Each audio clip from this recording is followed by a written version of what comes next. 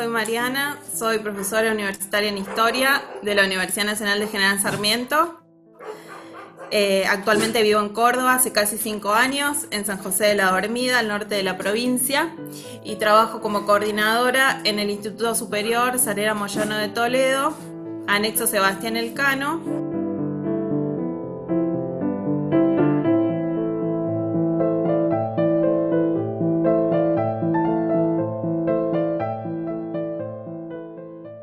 Nosotros tenemos actualmente en el anexo el profesorado de Educación Secundaria en Química. El anexo es un profesorado a término, o sea, se dictan carreras a término. La carrera anterior fue el profesorado de Educación Secundaria en Biología y el primero fue el profesorado en Educación Inicial. Nosotros somos la tercer cohorte, los chicos ahora están transitando su tercer año del profesorado. Regularmente durante la presencialidad trabajamos de lunes a viernes en el horario vespertino. Arrancamos a las 5 de la tarde y terminamos alrededor de las 22:40 horas. Esperamos que cuando terminemos el profesorado de educación secundaria de química se pueda abrir otra carrera. Y bueno, ese es un tema también, ¿no? Siempre estar pensando en que se pueda volver a abrir una carrera, sobre todo para estos pueblos que están más alejados del centro y que a los chicos les cuesta muchísimo estudiar estando en el pueblo y mucho más pensar en viajar y hacer una carrera que implique un costo bueno, en todo, porque los que estamos lejos, nosotros estamos sobre la ruta 9 y tenemos, por ejemplo, mucha más frecuencia de colectivo, pero, por ejemplo, en Sebastián Elcano ya casi no teníamos colectivos para viajar. Entonces, pensar en estudiar en otro lado implica que los chicos se tengan que casi establecer en otro pueblo o en Córdoba capital con un costo altísimo que la mayoría no lo puede soportar.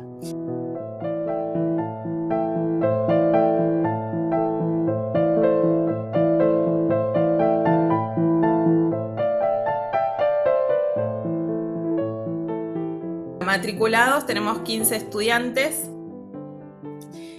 pero cuando empezó la pandemia al tiempito tuvimos una baja, por decirlo de alguna manera, y una estudiante que manifestó que no quería seguir, más allá de que la buscamos un montón, así que tenemos 14 estudiantes. El año pasado éramos 22, o sea, fue bajando nuestra matrícula. El grueso de los estudiantes que concurren al profesorado son estudiantes que, bueno, yo esto lo hice una encuesta cuando entré y excepto 3 o 4 casos, digo, la mayoría es la primera vez, digamos, son la primera persona en la familia que está haciendo una carrera y que se propone, digamos, finalizarla. La mayoría viene de familias humildes. Muchas veces la elección de la carrera no tiene que ver con algo que les gusta o con algo que les apasiona terriblemente, sino que tiene que ver con que, bueno, es lo que está ofreciendo el anexo y yo no puedo viajar a otro lado, no puedo viajar a Córdoba capital, no lo puedo bancar, no me lo puede bancar mi familia. Entonces, bueno, estudio o trato de estudiar lo que hay en el anexo, porque es lo que tienen más cerca.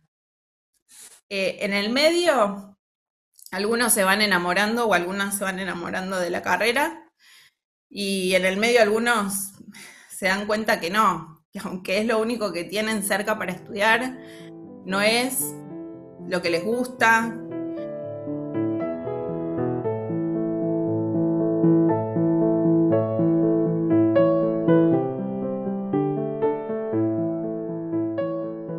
Y cuando empezó la pandemia bueno, nunca pensamos en realidad, yo incluso soy del palo de la historia, pero nunca imaginé que íbamos a estar en septiembre y todavía íbamos a estar en casa. De hecho, en la escuela quedó un papel pegado que decía que volvía a los 10 días, digo, y yo medio que sabía que no íbamos a volver tampoco tan pronto, pero dije, bueno, no serán 10 días, serán 20. Y un poco de eso también le pasó a los chicos. Pensábamos que íbamos a volver antes a la escuela. Cuando empezó, todo lo primero que hicimos fue tratar de que los chicos, eh, digamos, continuaran conectados de alguna manera. Así que nosotros empezábamos justo esa semana, teníamos una reunión en sede para planificar el trabajo del año. Ya habíamos tenido una en febrero, pero comenzábamos de esa forma, con una reunión en sede, y después ya arrancábamos con clases donde íbamos a trabajar el acuerdo institucional de convivencia, que era algo que iba a trabajar yo con los estudiantes como coordinadora.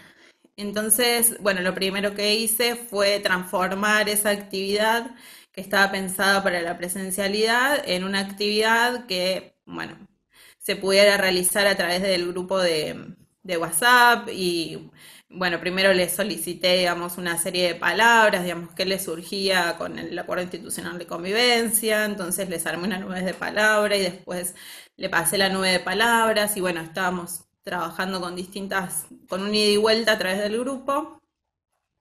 Después les armé un video y bueno, de esa manera, digamos, como que, y con otro de los profes que también habían empezado a proponer actividades, bueno, nos manejamos a través del grupo.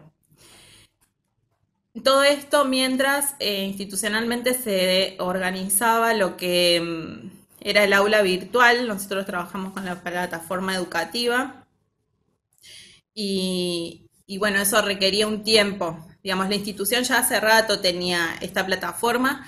El equipo directivo se ocupó de trabajar con todo lo que era el alta de las aulas.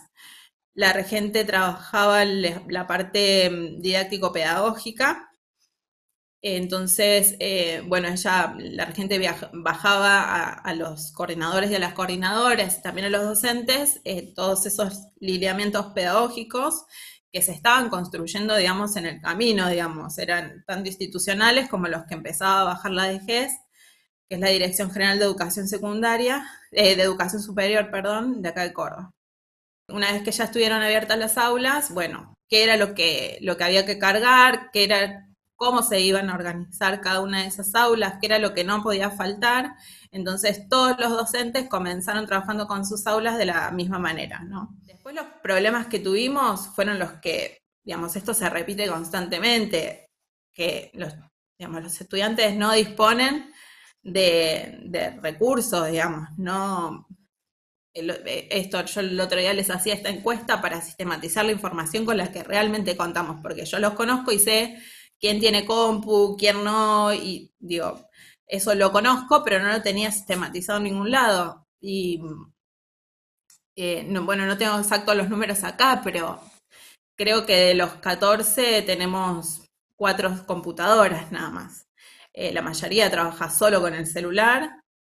Y, por ejemplo, yo les preguntaba para los encuentros sincrónicos, ¿qué utilizan? ¿No? Digo, dentro de estos que tienen por ahí PC de escritorio, que tienen notebook, todos usan el celular, porque por ahí su PC es muy básica, o incluso los celulares que tienen, y cuando plantean qué problemas tienen con respecto al dispositivo que están utilizando para las clases, es que el celular no es muy bueno, entonces ya no tiene memoria, entonces constantemente tienen que estar buscando qué borrar porque se les llena.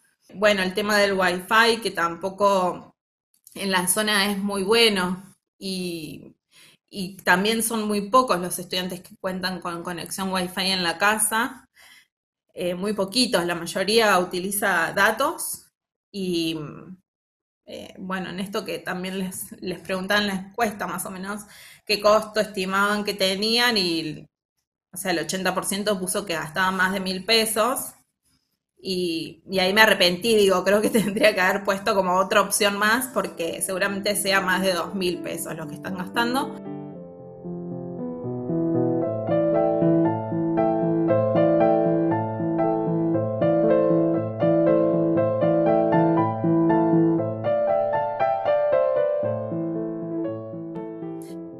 El aislamiento y toda esta situación que se presentó realmente reforzó. Yo si bien tenemos contacto seguido con la directora, no, qué sé yo, son contadas las veces que en el año nos vemos, sí, para las reuniones, digamos, institucionales y demás, pero ahora nos vemos todas las semanas.